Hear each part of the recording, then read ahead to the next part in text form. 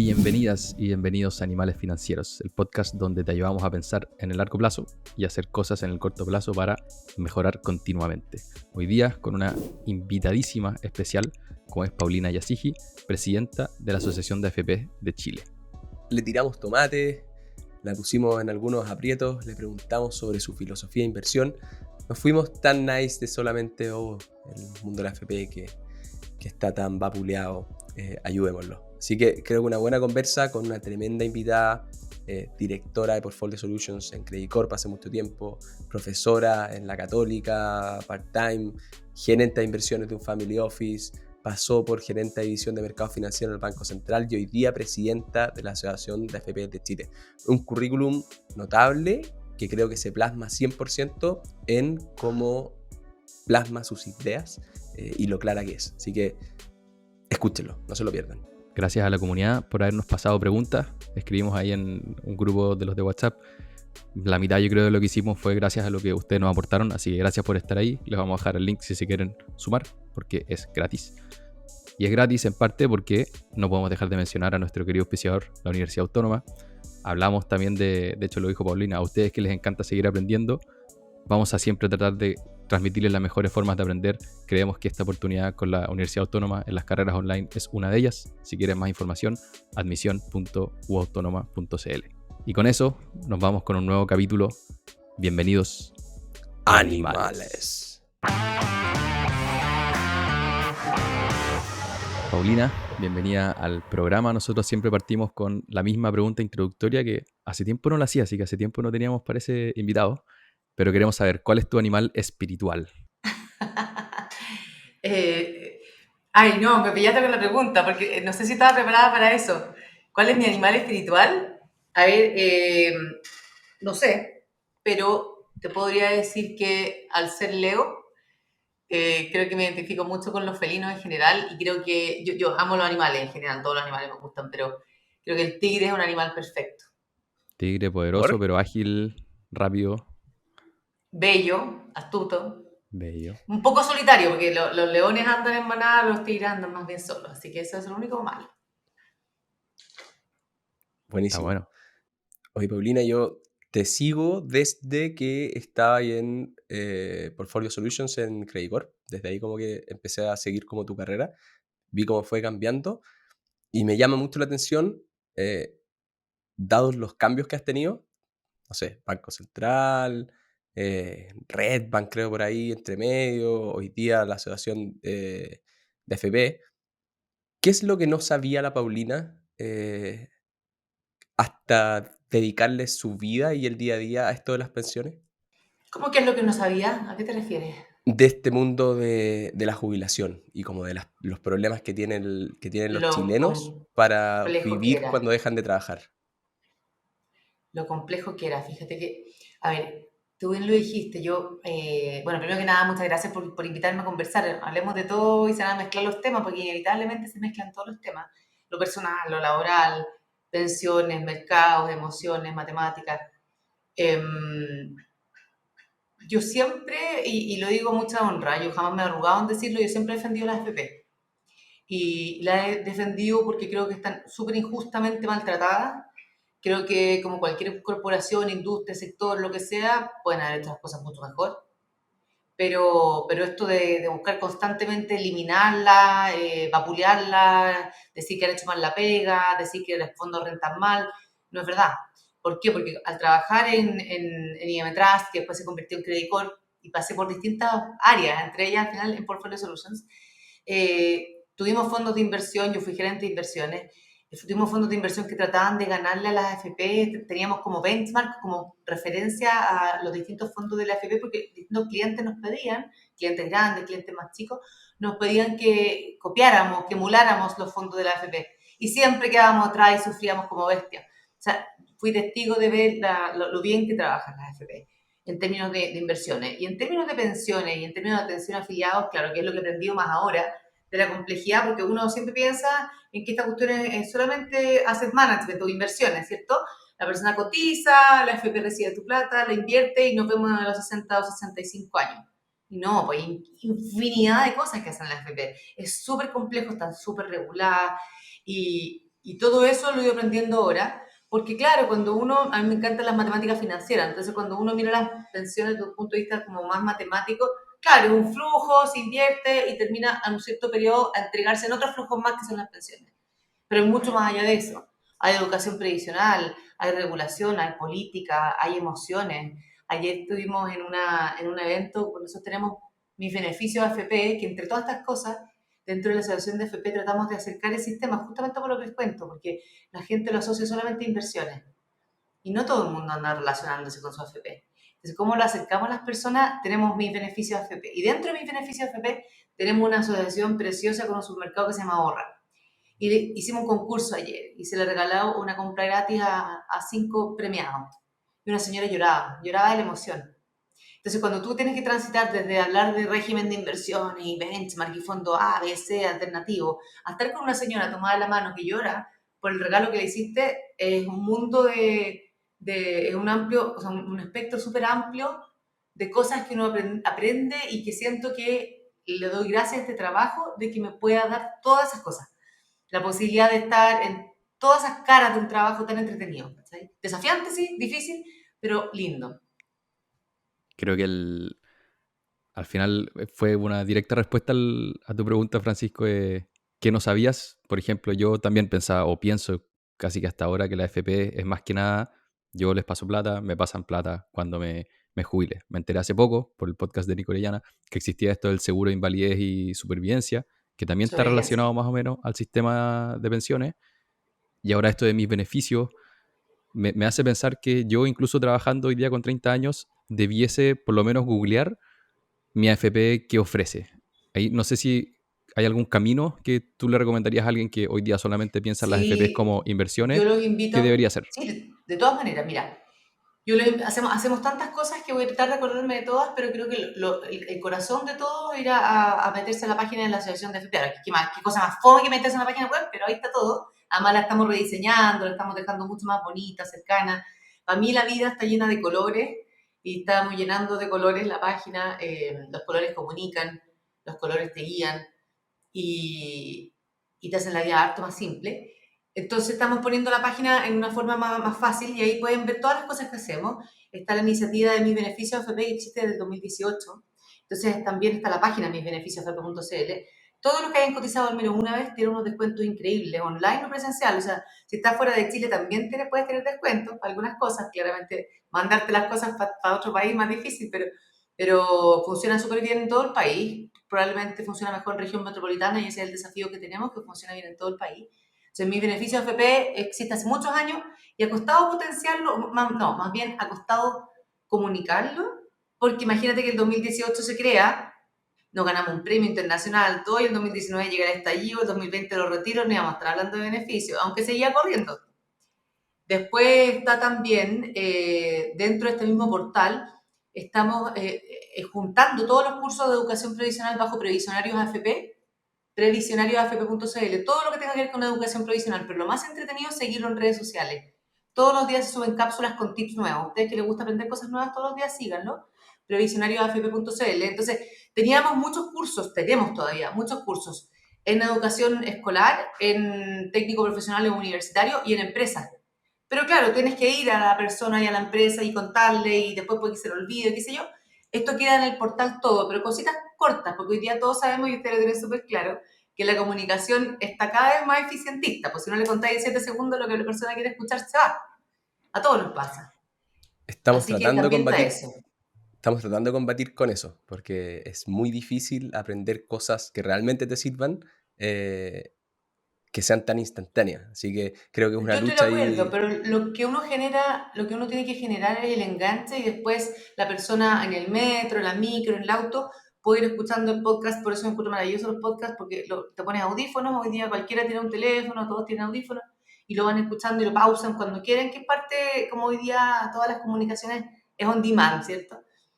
Bueno, ¿qué otras cosas tenemos en la asociación? Tenemos un alero más técnico, más difícil, llamémoslo así, que se llama Pensando Pensiones, que es todo nuestro estudio, toda la relación con centros de estudios, academia, y que tiene que ver con el debate de reforma previsional. O sea, todo lo que tiene que ver con lo más técnico, no político, técnico, va por el alero Pensando Pensiones. Tenemos varios portales más, son tus lucas, afiliado informado, un montón de cosas. Y para que las personas se vayan enterando y conociendo más el sistema completo desde distintas miradas. Ahora, eso es lo que hace la asociación de AFP. Cada persona tiene que ir a meterse a su AFP a ver qué cosas, hoy día con la tecnología, cada AFP también quiere entregar el mejor servicio, hay apps muy buenas, páginas web, te dicen en qué fondo estás, cuánto has invertido, cuánto has rentado, etc. Entonces, todo esto, la verdad, y lo que pasa, la información está disponible. La Superintendencia de Pensiones también tiene unos cuadritos bien simpáticos. ¿Qué pasa? Que uno no anda pensando en su pensión, ¿no? O sea, ustedes, probablemente todos los que nos están escuchando y ustedes mismos, están preocupados probablemente si tienen hijos de la salud y el colegio de sus hijos, de lo que tienen que hacer en la semana que viene para su trabajo, si tienen que hacerse un examen de salud. Estamos en el día a día y pucha, las cosas de largo plazo, así como voy a ahorrar para, no sé, pues si eres muy joven, por ejemplo, y planeas comprarte un departamento, probablemente podrías estar pensando en ahorrar para tu departamento, aunque sepas que te demoras 15 años. Pero acá estamos hablando de tu pensión a los 65. ¿Cómo llevo a un joven de 29 años a pensar en ahorrar, a cotizar, en APB? Y ahí estamos súper caídos como país, no solamente como sistema de FP. O sea, todos como país tenemos que poner las pilas para enseñar y por eso tan bueno el programa de ustedes de acercar conceptos financieros a las personas que pueden ser de distintos ámbitos, pues no vamos a tener puro experto financiero acá. Vamos a meternos ahí y me encanta lo que dijiste al principio de vamos derribando mitos. Nosotros dentro de eso siempre decimos, oye, el CAE es espectacular, las AFP también nos parecen que juegan un rol muy bueno, fomentamos mucho el APB. Lo que estamos tratando de hacer nosotros es que la gente se ocupe de su plata para que se despreocupe de su plata, porque obviamente nuestro cerebro primitivo está preocupado de vivir el día a día y no del largo plazo, y por eso hay que tratar de dejarlo en piloto automático. Entonces, metámonos un poquito en ir a esa conversa quizás un poco más técnica, de esa visión de largo plazo, de qué deberían tener este sistema previsional y cómo deberían comportarse también en régimen de inversión la FP o qué políticas públicas podrían haber alrededor de ocupar los mercados financieros para hacer crecer tu plata, pero partamos por cuál es la diferencia entre las AFPs y el sistema previsional, porque muchas personas jubilan mal y le echan la culpa a la AFP, que yo creo que es medio injusto, pero tú probablemente lo Sí, tenés mucho más mira, claro que yo. sí. Sí, mira, y les voy a contar del sistema en general, voy a tratar de ser lo más breve posible, de cómo ahorran las personas en Chile para que se lleven algunos números en su cabeza y vean lo precario que está nuestro ahorro. Y después vamos a hablar de cómo mejorar estas pensiones y del régimen de inversiones. A ver, lo primero es entender aquí, y fijémonos en el lenguaje de algunos medios de comunicación, incluso me pasa algunos economistas o algunos técnicos. Te dicen, en vez de administradora de fondos de pensiones, te dicen aseguradora de fondos de pensiones.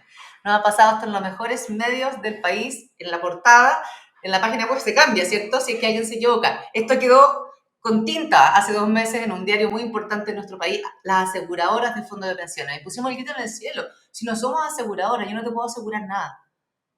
Y ahí parte todo, porque las personas viven pensando que la administradora de fondos de pensiones a lo largo de su vida fueron comprando una especie de prima de un seguro, ¿cierto? Y que tú le tienes que asegurar un cierto piso, un cierto monto. Y lo que tú haces como AFP es devolverle su plata. Por supuesto que multiplicada, y ahí está la gracia del régimen de inversiones y también de la ciberseguridad y todas las cosas que se hacen en torno a que esa plata no se pierda, no hay fraude, no hay malversación, la plata está. Y lo vieron con los retiros. Entonces, no somos aseguradoras de pensiones, somos administradoras de fondos de pensiones y administradoras de pensiones, más que de fondos, porque solo inversores no somos. ¿Qué otra cosa también me ha pasado? Que hace muy poquito estaba leyendo un capítulo de un libro de unas personas muy interesantes que me invitaron a comentar una parte y decía al final, y eso que hablaba de la capitalización individual y todo, súper bien, en el sentido de que estaba muy poco politizado, era muy técnico y muy fácil explicado, al final decía, porque las pensiones son bajas, dadas que las pensiones que ofrecen las AFPs son bajas. No, es que la AFP no ofrece pensión. Entonces son palabras súper simples que crean realidades.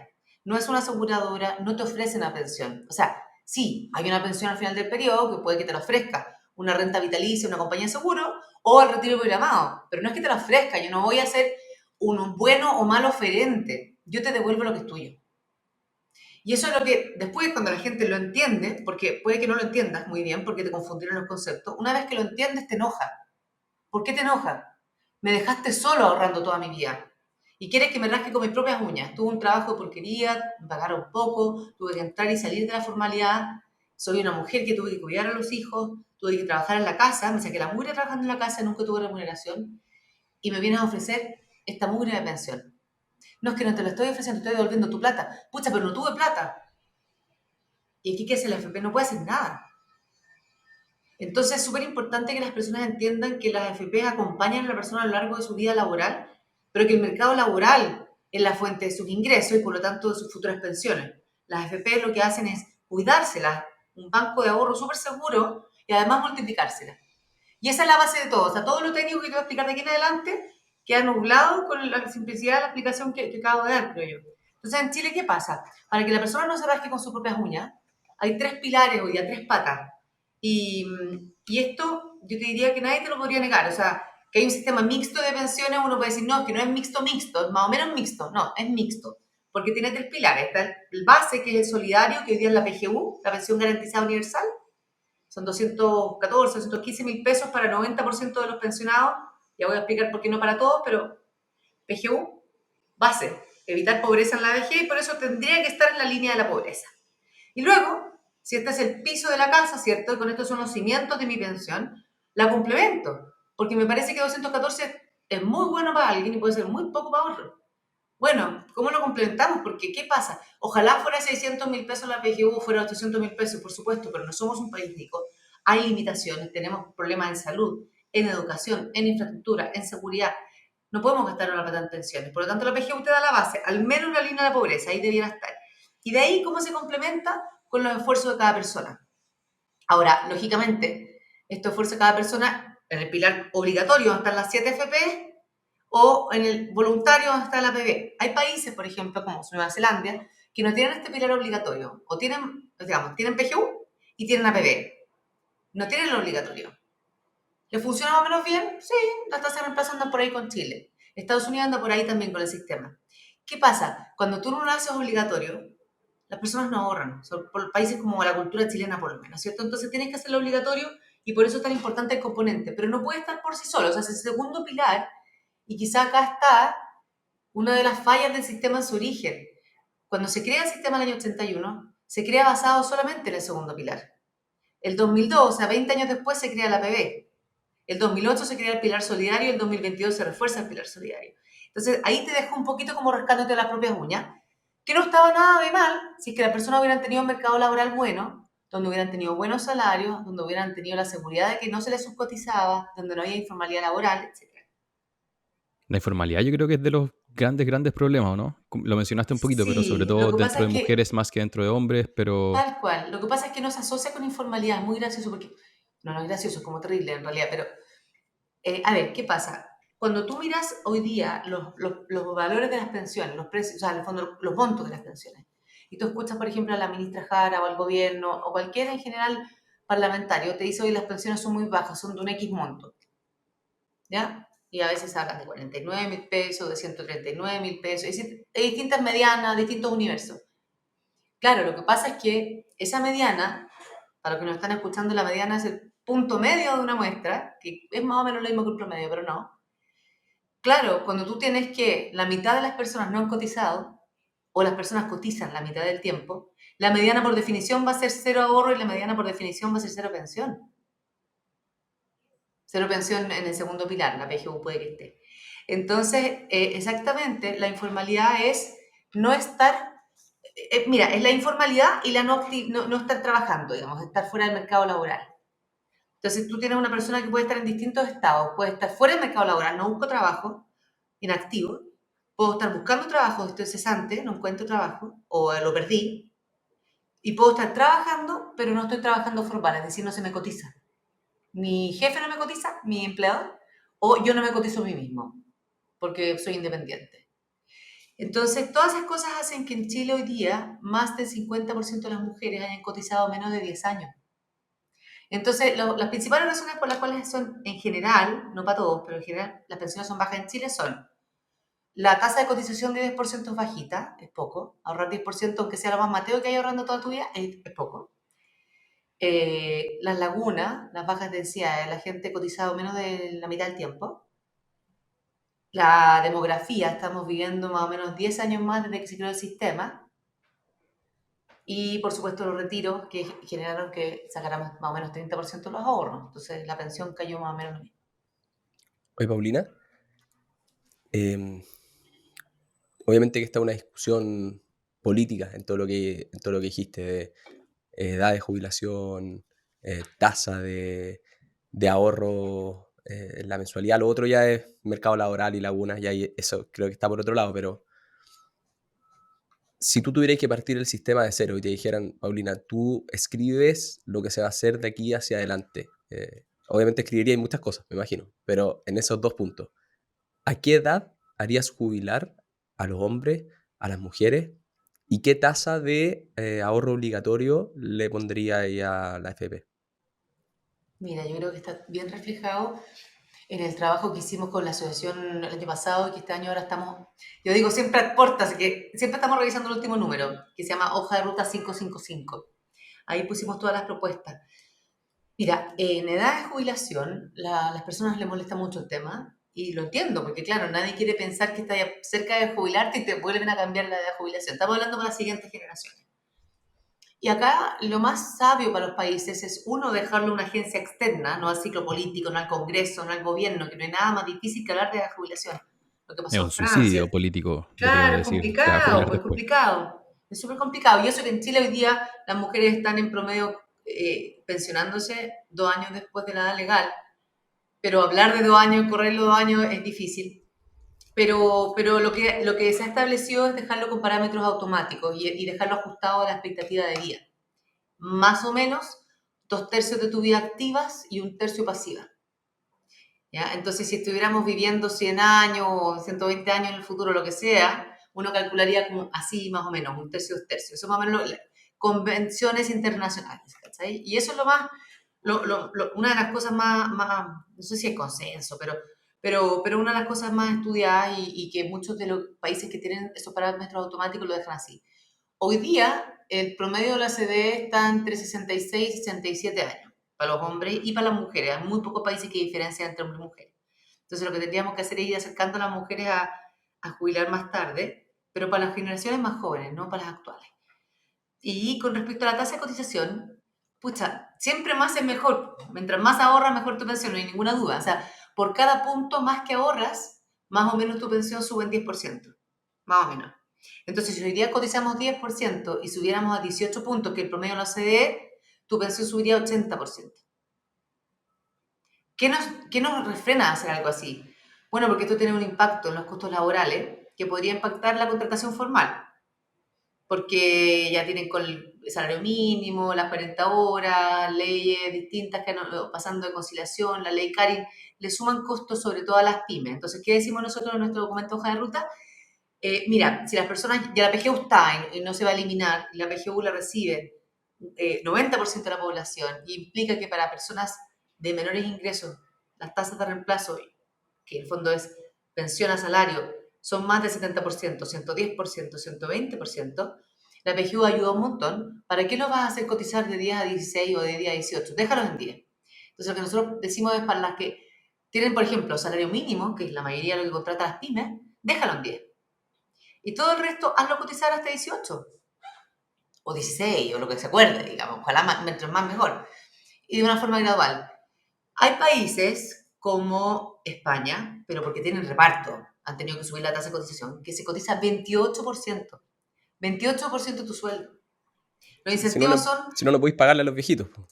Exacto. ¿Por qué? Porque como hay mucho más pensionados y cada vez menos cotizantes, tienes que ir subiendo la tasa de cotización. Como lo percibe un español promedio, edad promedio, que es un impuesto, porque no sabe, no tiene una seguridad que le va a llegar eso, y le sacan 1/3 de su sueldo. Por lo tanto, el incentivo es a irse a la informalidad, subcotizar, y re poco incentivo digamos, por la PB, porque le han bajado los topes imponibles. Es un desastre. Y Singapur tiene tasa de 40%, pero 20 sí o sí va a la pensión y el otro 20 lo puede sacar para vivienda de educación, por ejemplo. Entonces hay distintos esquemas, no hay ni un país igual al otro. en nuestro país, que tenemos que reponer ahorro y que tenemos que hacer que la gente ahorre, tenemos que subir la tasa de cotización, pero lo más importante, y tú lo decías ahí, es el mercado laboral, que es otra cosa, y yo lo veo juntos. Son cosas juntas. No puedes hablar de pensiones si no reformas el mercado laboral. Muy, muy interesante. De hecho, me acuerdo cuando, bueno, la primera vez que nos encontramos en una charla en Toronto, hay una presentación que tenías que mostrar todos estos datos. ¿Esa es pública o no? Yo creo que la hemos subido alguna. Yo creo que, mira, en general tratamos de que sea todo público y la hemos ido subiendo a la página web, así que si no, recuérdame, la subo. Pero sí, Ya, la idea es que sea tanto perfecto. público y que podamos contarlo y comunicarlo y todo. Perfecto, porque me acuerdo que me dejó muy impresionado como con varios de los números. Pero quiero aclararme algo que mencionaste, que también de hecho lo hablamos esa vez, en distintos países hay distintos formatos. Me acuerdo, yo estudié un poco para certificarme en Canadá, que al final no hice nada, así que estudié por estudiar. También en Estados Unidos existen programas para, ok, tú ahorras para el largo plazo pensando en pensiones, pero también hay cuentas que te permiten ahorrar para vivienda o para que tus hijos estudien. Y eso puede tener un beneficio tributario o algún otro incentivo por parte del sistema. ¿Crees que algo así se podría aplicar en Chile? Porque lo encuentro buena medida para pensar en el largo plazo y en tus objetivos de vida. Sí, pero me parece que son para sistemas algo más maduros, porque podría prestarse, y ahí sí un poco uno le pasa en Chile y en Perú, ¿cierto?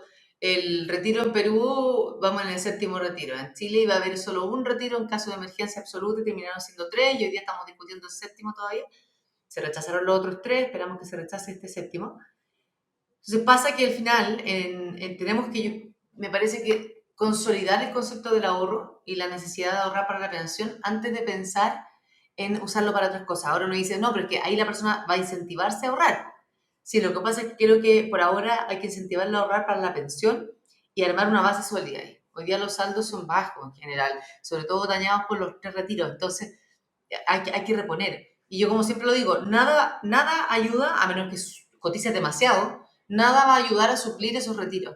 El hoyo ya está, el daño ya está. Aunque, no sé, pues tendría que haber un retorno 2 o 3 veces superior por un periodo, tendrías que estar cotizando el doble.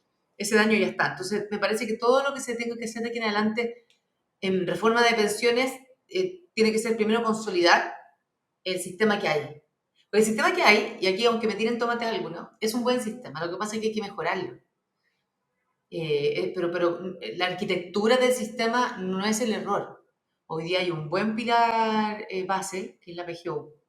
Hay un sistema de 7 AFP que nunca se ha perdido un peso y que rentan bien y que está dentro de los top 10 de rentabilidad en los últimos 10, 20 años.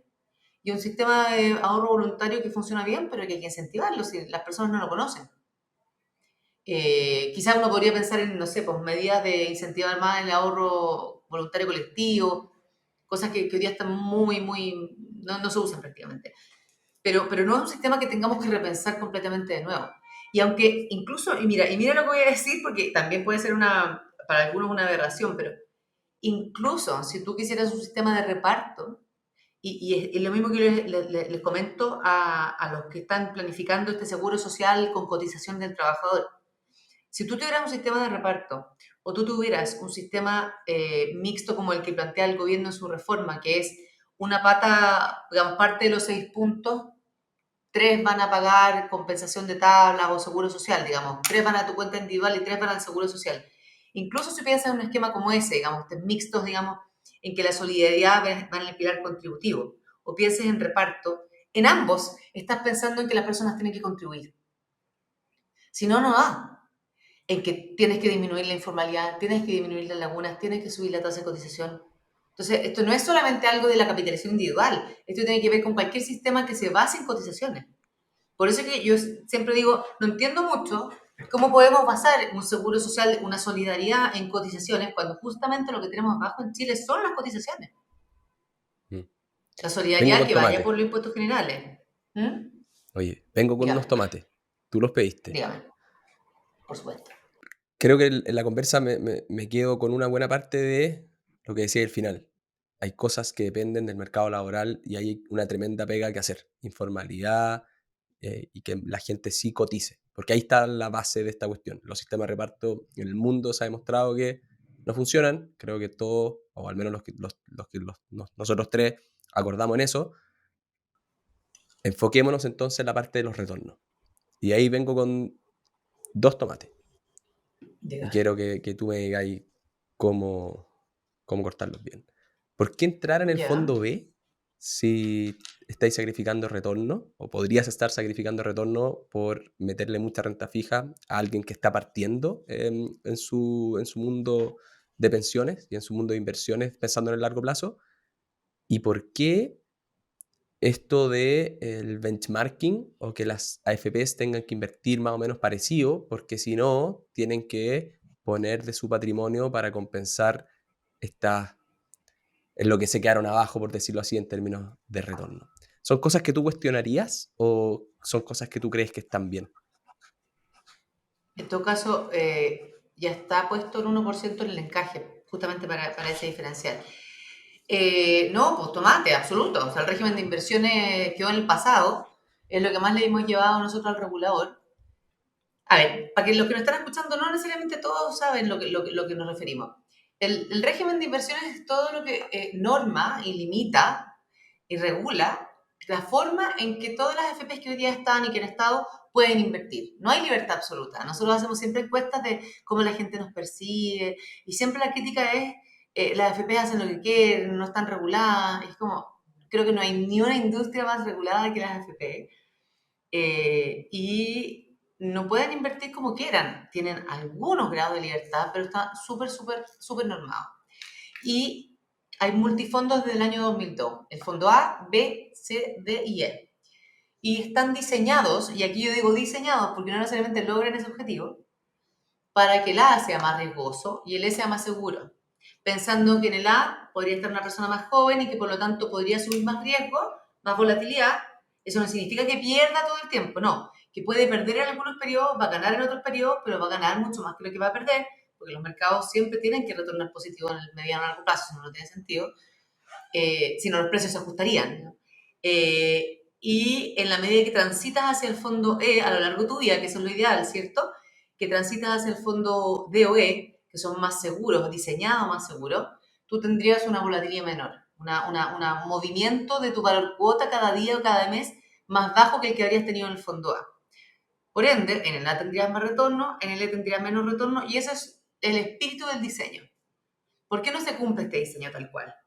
Porque para diseñar algo así, y aquí los que los escuchan ustedes y que saben de portafolio, Markovitz y todo eso, se van a poder imaginar esta curva, ¿no es cierto? Este como cerrito, ¿ya? En que, como un arco iris, en la parte más abajo, más segura y con menos retorno está el fondo E, y en la punta del arco iris, el fondo A tiene más volatilidad y más retorno, ¿ya?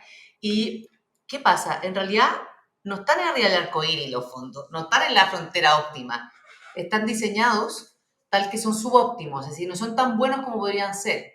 No logran la máxima rentabilidad dada la volatilidad que tienen, porque cuando se diseñaron con estos límites. Mira, tanto aquí, porcentaje mínimo acá, máximo acá, renta variable aquí, renta fija acá, máximo aquí, mínimo acá, y te pone una serie de restricciones. Imagínenselo como una especie de camisa de fuerza que te van envolviendo como esas momias de disfraz con un confort, y te van rigidizando y te puedes mover las manitos de la cabeza, pero nada más.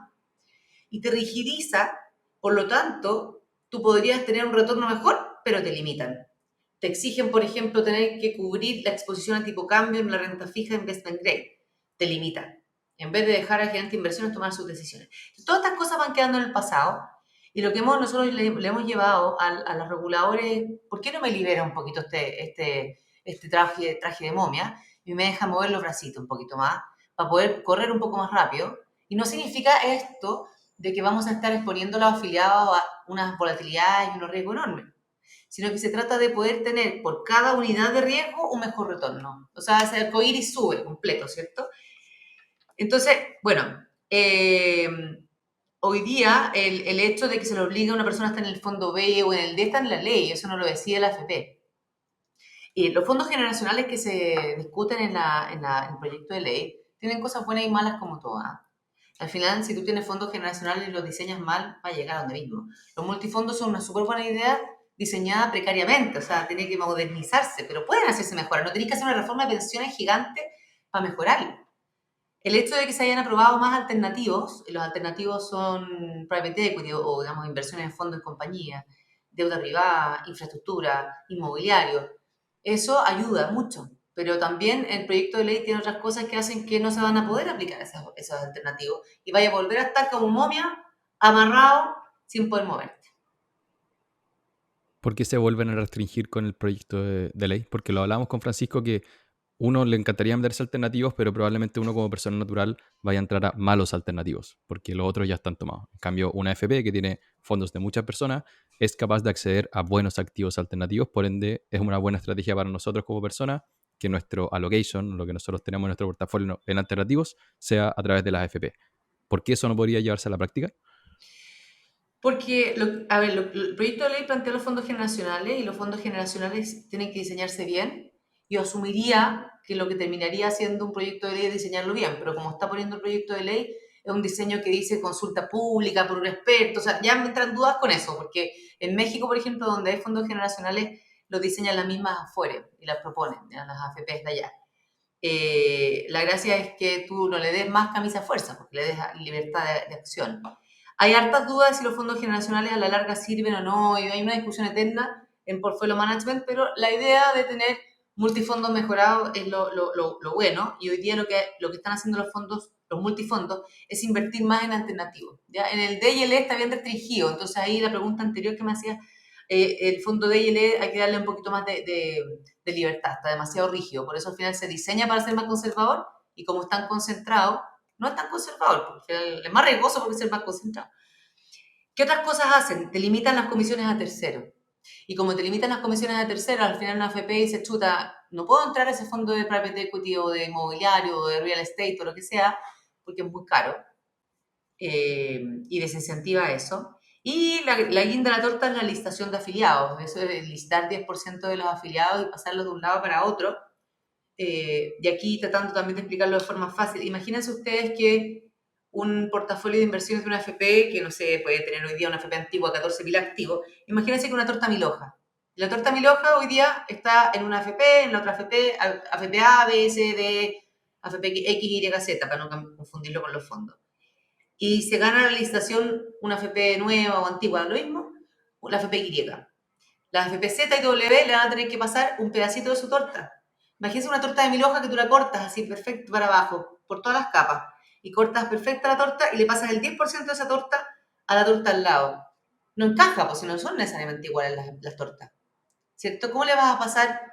Bueno, quizás un bono de un banco grande, ningún problema. Un ETF, tampoco. Una acción súper líquida chilena, no hay problema. Pero no le podéis pasar los derivados, no le podéis pasar un contrato un swap de tasa de interés, no le puedes pasar un alternativo, que tú cerraste con el general partner afuera en Estados Unidos, negociaste, tienes unas cláusulas, etcétera. No llegáis a traspasarle un contrato. Esto, para simplificarlo, ¿eh? Esto es como que tú le riendes el departamento a alguien y a la semana siguiente te encuentres viviendo al mejor amigo. No, pues los contratos son dados, ¿cierto? Entonces, con la licitación de afiliados, y esto lo hemos llevado a los reguladores también, es muy difícil. Además que, como les decía, si se fijan, traspasando el pedazo de torta de una torta mil hojas a la otra, al final reduces la competencia en inversiones también, porque terminarían todas las tortas iguales. Oye, Paulina, ayer fui a ver a Howard Marks, que lo trajo Singular. Nosotros lo seguimos muchísimo, encontramos que es un crack. Y tratando de prepararle algunas preguntas, llegué a un podcast que hablaba de su filosofía de inversión. Y lo voy a decir bien rápido. Él habla de controlar el riesgo, ser consistente, buscar especializarse para aprovecharse de algunos mercados más ineficientes, no depender de las proyecciones macroeconómicas y no esperar mucho del market timing. Ahí te puse un poquito de framework. ¿Cuál sería tu filosofía de inversión? ¿O cuál es Personal. tu filosofía de inversión personal? Mi filosofía de inversión, bueno, obviamente muy en línea con lo que dice él, yo creo que no hay que hacer market timing, porque uno jura que está haciendo market timing, puede que te resulte una vez. ¿Qué es el market timing? Cuando las personas dicen, mira, está cayendo el mercado, voy a vender, y está subiendo el mercado, voy a comprar. Y claro, uno tendría que ser súper, y probablemente tiene que haber algunas personas en el mundo que sean súper habilosas y hábiles para poder estar comprando justo en el punto más barato y estar vendiendo justo en el punto más caro. Pero normalmente, aunque tú programes la inteligencia artificial más bien programada, normalmente ese market timing te va a llevar a pérdida. Lo mejor es quedarse en una posición, sobre todo cuando estamos hablando de pensiones. Muy distinto a un hedge fund o una persona que le interesa estar invirtiendo en el día a día o en el mes a mes, posiciones cortas, tácticas de una semana, a pensiones, que son un fondo, y nosotros lo mostramos siempre y mostramos la rentabilidad, y nosotros, claro, en crisis los fondos caen como todos los fondos de pensiones del mundo, pero al año siguiente o los meses se recuperan. Y a la larga tú ves puros números verdes, es decir, no pérdidas, sino que crecimiento en las inversiones. El market timing es un error, y lo que sea Felice y Forrado o algunos asesores de estar cambiando a la gente del fondo ADL, se acordarán, justamente algunos me dicen, no, yo multipliqué mis ahorros con eso. Puede haber sido un grupito de personas, pero la misma superintendencia de pensiones hizo un análisis de cuánto de rentabilidad perdían las personas al final por estar cambiándose, porque lo más seguro es que atines a vender cuando ya cayó lo suficiente y atines a comprar cuando ya subió lo suficiente. Oye, digámoslo con todas sus letras, uno sinvergüenza. Pero, ¿qué opinas tú también de ahí como en filosofía de inversión, de todo esto que opinan los economistas o todas estas proyecciones del tipo cambio va a ser tanto a fin de año, va a haber una recesión, no va a haber una recesión? ¿Cuánto hay que tomar en cuenta eso? También poniéndolo en el contexto de filosofía de Es que es inversión. distinto. Sí, es que es distinto. Perdona, me quedé con una cosa antes de la que dijiste antes, como filosofía de inversión. Una de las cosas que yo aprendí con la vida, y quizá pueden haber muchas personas que no estén de acuerdo conmigo, pero en el manejo de inversiones es mucho más importante, y esto me obvio lo que voy a decir, pero igual, en la fórmula o el balance de riesgo-retorno, es mucho más importante el riesgo que el retorno. No es que el retorno no sea importante, pero a menos que estés tomando posiciones cortas y seas súper, súper sofisticado, no vas a poder retornar mucho más, pero sí vas a poder manejar bien los riesgos. Y eso es súper importante. O sea, creo que un manejo de riesgos, tanto de una persona que sepa hacerlo, el regulador que entienda de lo que estamos hablando, más los sistemas que te lo permitan hacer eficientemente, es mucho más importante que el retorno mismo. Entonces, en esa filosofía de no hacer market timing, hay que enfocarse súper alto en el manejo de riesgos y de saber hacerlo bien. Que no significa, manejar los riesgos no significa no tener riesgo, que es una discusión siempre que tú teníamos, y la teníamos en el Banco Central. Cuando tú asumes riesgo, lo asumes porque vas a tener un buen retorno, lógico, si no, no lo harías. Maneja tu riesgo, no los elimines. Es como que no vas a salir de tu casa nunca más. No, pues tenés que salir, tenés que cruzar la calle, tenés que manejar un auto, pero no vayas a manejar con los ojos cerrados ni con alcohol, ¿cierto? Entonces, maneja tu riesgo. Bueno, sobre lo que me preguntabas se me olvidó. Por eso no todo cuando me Los, preguntaste recién algo. los De, macro forecasters y el tipo cambio va a estar en Claro, 980 a ya. fin de año. Es que, ojo, son cosas distintas. Son cosas distintas. En la macroeconomía uno hace modelos que se basan en cosas que tienen alguna probabilidad de poder ser modeladas, ¿cierto? Tú puedes modelar el ciclo, y hay ciertas cosas que más o menos se cumplen, a menos que tú tengas una volatilidad enorme. Tú más o menos tú puedes predecir para dónde se va a recuperar el empleo, tú puedes predecir, pero la economía es una ciencia social, no es pura matemática. Entonces, hay personas ahí. Por eso es tan importante el tema de la economía del comportamiento, y por eso ustedes en este podcast lo que ustedes hacen justamente, ¿cómo se llama el podcast? Bueno, ¿por qué? Porque justamente lo más importante es cómo estos espíritus animales te van moviendo, porque al final tú puedes, esto no es una nube arriba de un país que de Chile se va a Argentina, esto no es física, que si pongo un edificio y hay un terremoto se balancea así, esto hay personas atrás, o sea, tú no puedes, y quizá en el futuro se pueda, modelar las neuronas dentro de cada cabeza, ¿cierto? Entonces tú no sabes cómo van a comportarse, más o menos puedes decir, si está a cierta condición, la tasa de desempleo en tanto, los salarios cayendo en tanto, más o menos uno esperaría que las personas gasten menos.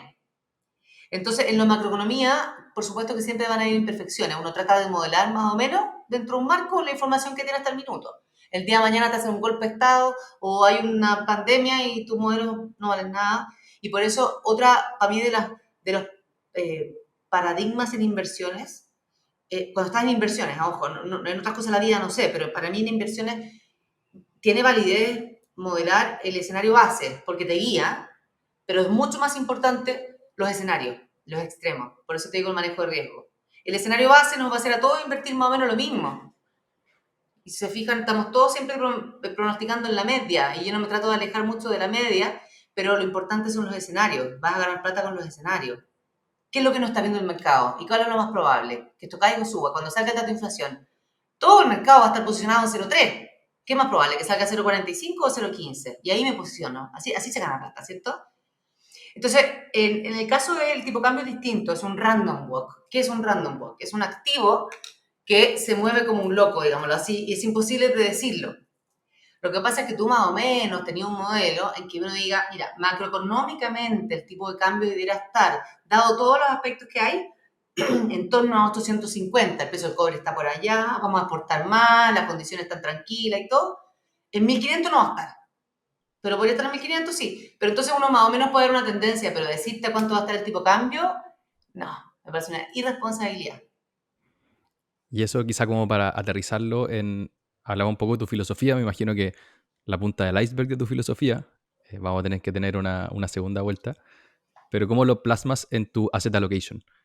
Para prepararte para riesgos de cola, ¿diversificas en más tipos de activos? ¿Tienes una caja un poquito más grande? ¿Cómo lo llevas después a la práctica? Me Es imagino que que tienes muchas restricciones depende. para invertir también.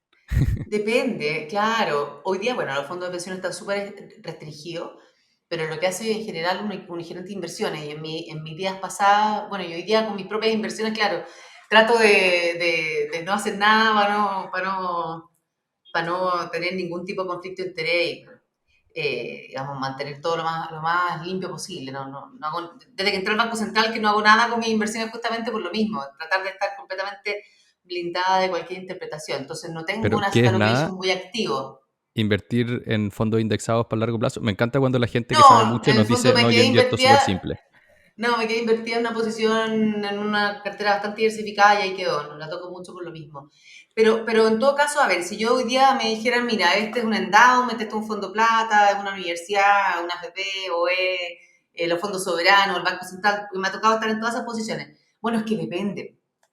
Y por eso, voy a contestar, depende. Sí, porque depende de el horizonte, para qué necesites la plata, cuánto patrimonio tienes. No es lo mismo que estés ahorrando con 10 millones de pesos que estés ahorrando con 1.000 millones de pesos en el caso de un Family Office. Depende del objetivo. No es lo mismo el FRP que paga el Fondo de Reserva de Pensiones, el Fondo Soberano que paga pensiones, al FES, que es el Fondo de Estabilización Económica y Social, que tiene que estar listo como seguro para pagar ya. Entonces, depende mucho. Entonces, lo que tú dices, al final, claro, cualquier tipo de portafolio que se considere diversificado tiene que por lo menos tener 20 activos, regla general. Eh, pero depende mucho. O sea, una persona, si hay un family office o una persona que quiera darle el palo al gato, no va a estar muy diversificado, pues va a estar con su idea. Por eso los emprendedores se juegan la vida en algo, porque están metidos en eso. Pero probablemente ese emprendedor, una vez que tuvo suerte y le dio el pegó el palo en el gato y quiere preservar su patrimonio que ganó, va a dejar un pedacito para esta cartera diversificada más segura y otro pedacito para seguir apostando cosas nuevas, si el espíritu de ese emprendedor sigue siendo buscar riesgo.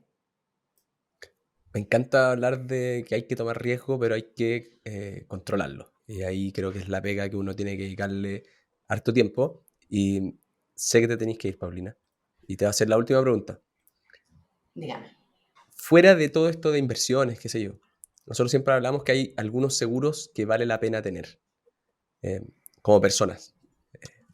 ¿Tú tenés algún tipo de seguro que te ayude a cubrir esos riesgos de cola que te podrían llevar a quebrar como persona individual, no en el sistema de pensiones? A ver, yo tengo un colchoncito de ahorro, es una sensación de seguro. Sí. Tomo seguro salud, porque seguro salud catastrófico, porque para mí, para mis niños, me da un pánico atroz el tema de salud. Eh, y creo que el seguro principal que está a mano de todos los chilenos es la seguridad social. En el fondo tenés que cotizar y por eso tenés que ser trabajador formal. Porque, y aquí lo hablábamos al principio, pero súper enfocado en pensiones, que es el tema de cotizar, porque tú ahorras para tu pensión, etcétera, etcétera. Pero las personas tienen que tener súper conscientes que el cotizar mes a mes, o una vez al año si eres independiente y emites boleta, estás cotizando para tener un mejor acceso a salud. Estás cotizando para tener el seguro de invalidez y sobrevivencia. Estás cotizando, tienes ley sana. Estás cotizando para el seguro de accidente del trabajo. Estás cotizando para el seguro de cesantía. Entonces, cuando una persona en la pandemia no pudo salir a trabajar y no tenía ingreso, o perdió el trabajo y no tenía seguro de cesantía, dice chuta. Pero como siempre se nos olvidan las cosas, ya como que el riesgo de pandemia, claro, uno dice, en 100 años más va a haber otra pandemia, quizás no pensamos en que voy a usar el seguro de cesantía. Y todas estas cosas, al final, todos estos riesgos, sobre todo cuando somos más jóvenes, me juro joven, cuando somos más jóvenes, y ustedes son muy jóvenes, uno cree que todo lo tiene fácil, porque es joven, es saludable, ha tenido re pocos accidentes, pero lógicamente en la vida, mientras, y esto tiene que ver con los riesgos, mientras más días vives, por supuesto, estás expuesto a más riesgos. Y después tu cónyuge, digamos, señora, marido, tus hijos. Entonces, cuando tú no aportas a tu seguridad social, no te expones solo tú, expones a tu familia. Entonces, yo creo que el el test de seguro que debemos que tomar todos, y me incluyo, es el cotizar mensualmente. O sea, yo creo que a mí me da una tranquilidad enorme. Yo tengo AFP, cotizo hace muchos años, tengo mis lagunas también porque vivía fuera de Chile y me pesan mucho. Por lo tanto, he hecho APB, intento ahorrar, no es fácil, eh, y trato de tomar seguro. Ahora, lo que sí pasa, ojo, que de repente empezamos a tomar seguros como locos. Yo veo a mis papás de repente que empezar a ordenarle los seguros porque a lo largo de su día le han enchufado seguro para todo. Pero mira, mis papás son doctores y cuando la gente llegaba a su consulta a veces sin FONASA, sin SAPRE, a pedirle ayuda para que lo atendiera, pero tenía un tema más grave, había que operarlo, lo que fuera.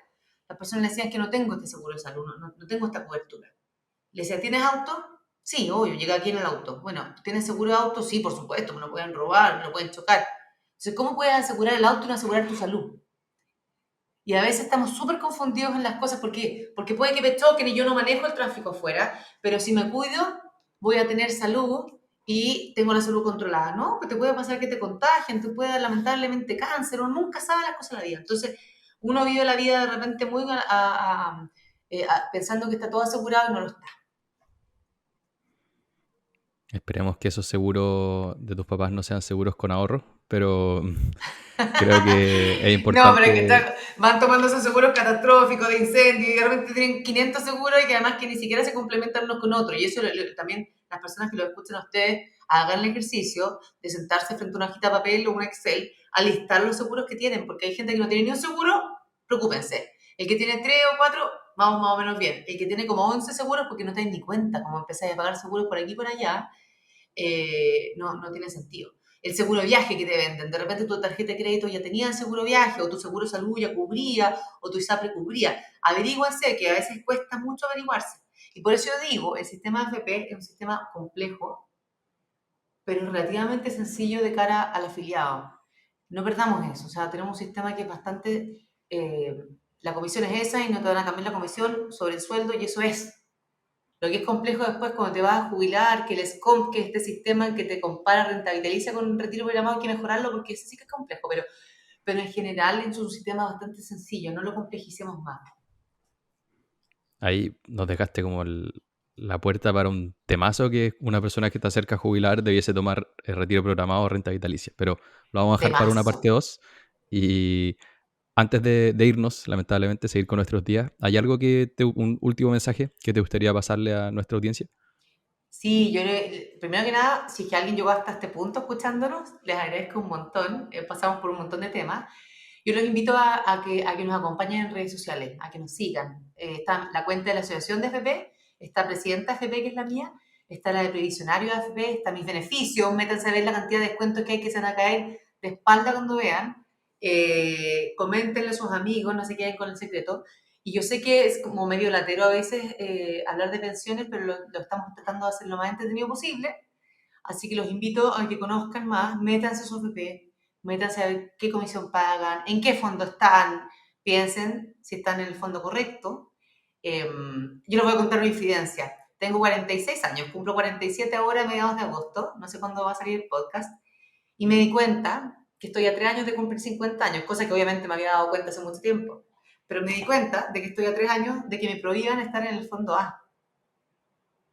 Y la ley lo que hace es empezar a cambiarte con un periodo de tiempo, no de una, al fondo B. Ahí sí que me sentí como que estoy pasando a una generación distinta.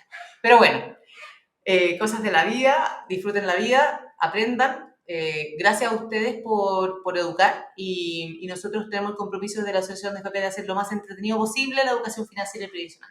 Estamos en la misma misión, yo creo.